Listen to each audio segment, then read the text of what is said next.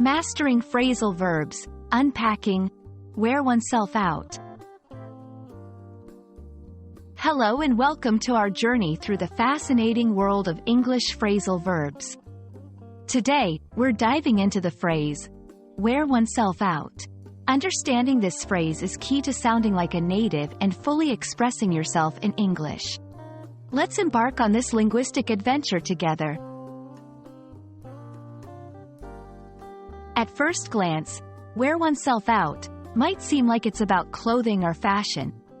But in reality, it's a vivid expression used to describe a state of extreme tiredness or exhaustion. When someone says they've worn themselves out, they mean they've used up all their energy or resources, often after a long period of activity or stress. To truly grasp a phrase, it's best to see it in action. Here are some examples. 1. After the marathon, Jenny was completely worn out. She couldn't even climb the stairs to her apartment.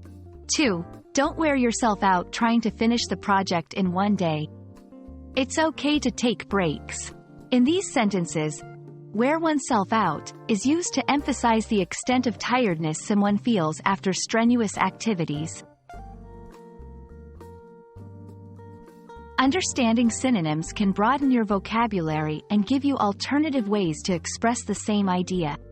Some synonyms for wear oneself out include exhaust oneself, run oneself ragged, burn the candle at both ends.